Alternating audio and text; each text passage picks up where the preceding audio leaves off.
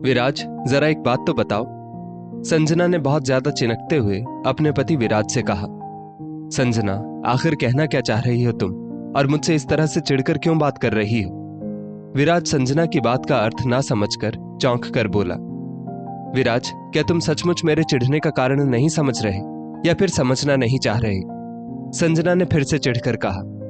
संजना, सीधे सीधे बात बताओ, जलेबी की तरह बातों को गोल गोल मत घुमाओ।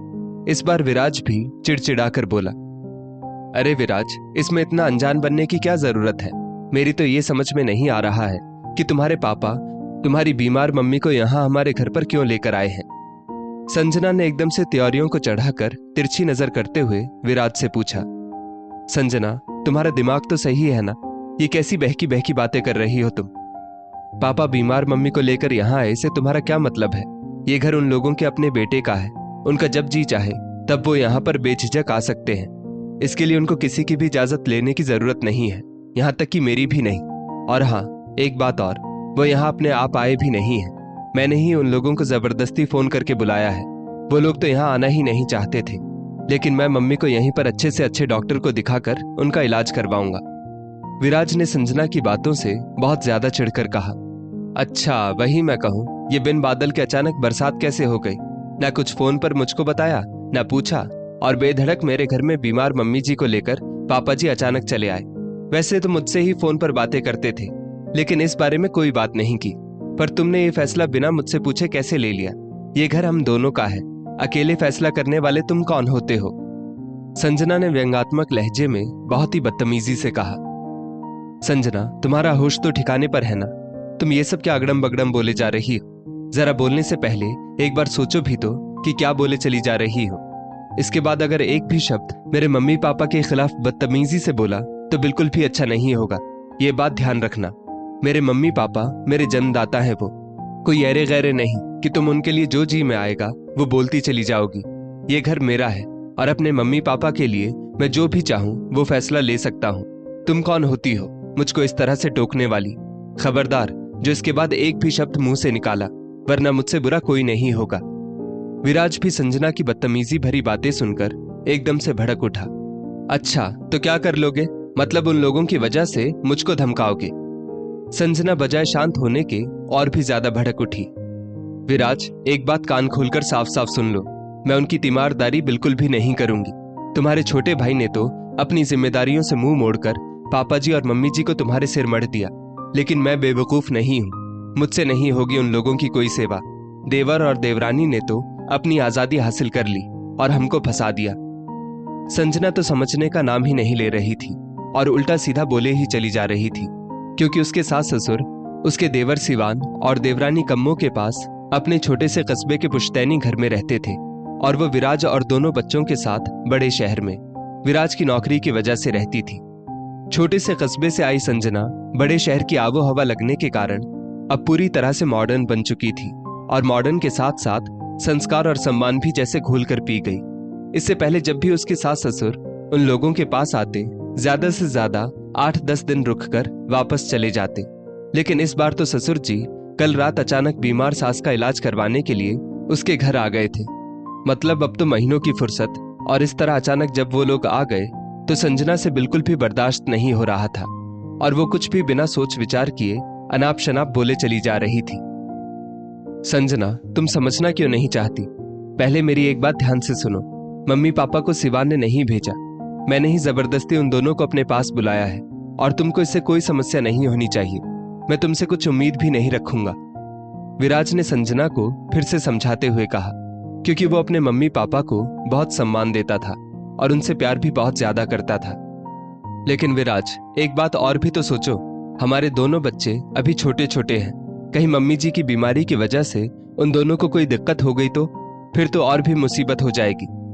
संजना ने अपनी चाल का दूसरा पासा फेंकते हुए कहा कि शायद अब विराज अपने मम्मी पापा को वापस जाने के लिए बोल दे।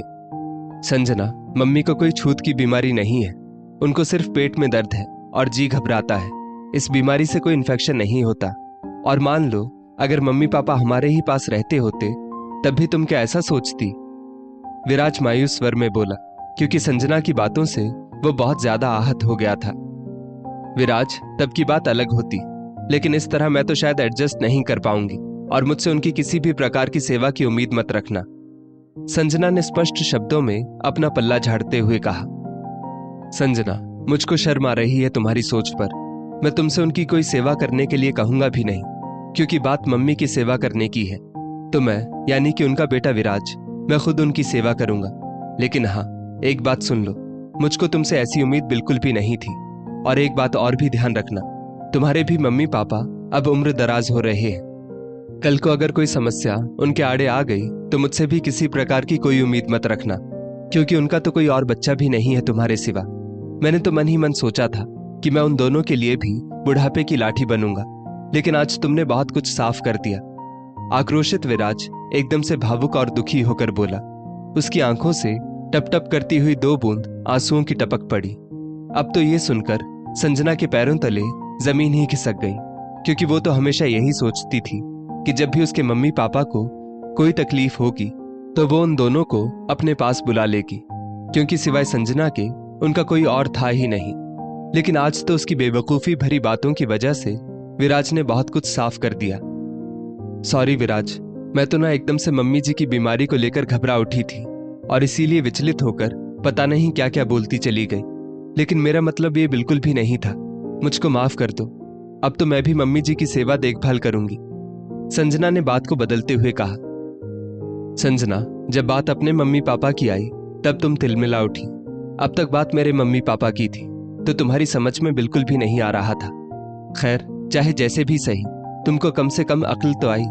लेकिन एक बात साफ साफ कान खोलकर सुन लेना, मेरे मम्मी पापा को किसी भी प्रकार का कष्ट इस घर में नहीं होना चाहिए, वरना बिल्कुल भी अच्छा नहीं होगा, क्योंकि ये घर मुझसे पहले मेरे मम्मी पापा का है। हालांकि समझ तो विराज भी रहा था कि संजना ने अपनी बातों का रुख क्यों बदला, लेकिन अब वो बात आगे बढ़ाकर बात को और अधिक तूल नहीं देना चाहता था। इस समय सचमुच उसकी मम्मी को सेवा और देखभाल की बहुत जरूरत थी। हमेशा से हंसने मुस्कुराने वाली विराज की माँ बीमारी की वजह से काफी कमजोर हो गई थी। ठीक है विराज, तुम जैसा चाहोगे वैसा ही होगा। आखिरकार संजना ने मजबूरी में ही सही, लेकिन हथियार डाल ही दिए। तो फिर चलो फटाफट तैयार हो जाओ, मैंने डॉक्टर साहब की अपॉइंटमेंट ले ली है। मम्मी को उनके पास लेकर चलना है। मैं गाड़ी निकालता हूँ, तुम मम्मी को अपने साथ लेकर आओ। विराज ने गाड़ी की चाबी उठाते हुए कहा। ठीक है विराज। इतना कह संजना भी तैयार होने के लिए उठ खड़ी हुई, क्योंकि अब उसके पास और कोई चारा भी नहीं था। अंत भला तो सब भला। दोस्तों, इस स्टोरी को लेकर आपकी क्या राय है, नीचे कमेंट करके जरूर बताइएगा। और ऐसी ही और भी बेहतरीन वीडियोस के लिए हमारा पेज जरूर फॉलो करें। धन्यवाद।